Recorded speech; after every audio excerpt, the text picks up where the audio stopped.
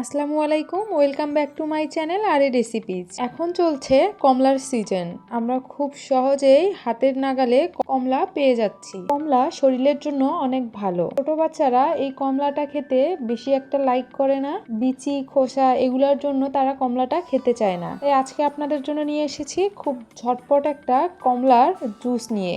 এটা বাচ্চারা খেতে অনেক পছন্দ করবে এবং শরীর রিফ্রেশমেন্টের জন্য এই কমলার জুসটা অনেক উপকারী। আপনারা এই কমলার জুসটা তৈরি করে কয়েকদিন ফ্রিজেও সংরক্ষণ করে রাখতে পারবেন। চলুন তাহলে দেখে নেওয়া যাক আজকের রেসিপির জন্য কি কি লাগছে। এখানে আমি বড় সাইজের একটা কমলা নিয়েছি।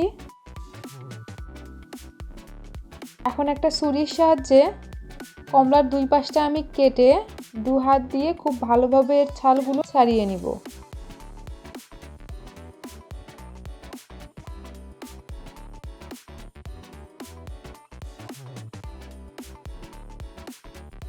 কমলার ছালটা খুব ভালোভাবে ছাড়ানো হয়ে গেলে ওপরের যে আঁশগুলো আছে এগুলো আমি দুই হাতের সাহায্যে খুব ভালোভাবে ছাড়িয়ে নিব। এই যে দেখতেই পাচ্ছেন আমি কমলাটা কিভাবে নিয়েছি।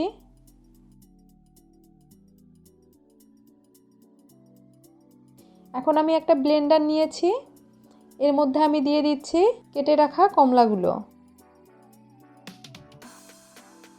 এর মধ্যে আমি দিয়ে দিচ্ছি 2 টিস্পুন পরিমাণে চিনি,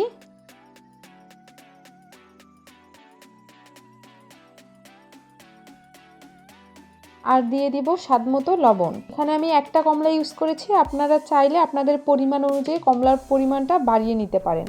এখন 2 মিনিটের জন্য ব্লেন্ডারে দিয়ে খুব ভালোভাবে এটাকে ব্লেন্ড করে নিব। অবশ্যই খুব ভালোভাবে ব্লেন্ড করতে হবে যেন এর মধ্যে কোনো প্রকার আঁশ না থাকে। ব্লেন্ড হয়ে গেলে এরকম আমি একটা গ্লাসের মধ্যে ছাঁকনির সাহায্যে এটা খুব ভালোভাবে ছেঁকে নিব। খুব ভালোভাবে ছেঁকে নিতে হবে। এই তো তৈরি হয়ে গিয়েছে মজাদার ড্রিঙ্কস। আপনারা চাইলে খুব সহজেই ঝটপটভাবে মেহমানকেও এই ড্রিঙ্কসটা খাওয়াতে পারেন এবং এটি শরীর রিফ্রেশমেন্টের জন্য অনেক উপকারী। আপনারা চাইলে অবশ্যই এটা বাসায় বসে ট্রাই করে দেখবেন। আজকের রেসিপি যদি ভালো লেগে থাকে অবশ্যই আমার চ্যানেলটি সাবস্ক্রাইব করবেন এবং পাশে থাকা বেল আইকনটি ক্লিক করবেন। অবশ্যই লাইক, শেয়ার অ্যান্ড কমেন্ট করতে ভুলবেন না। আল্লাহ হাফেজ।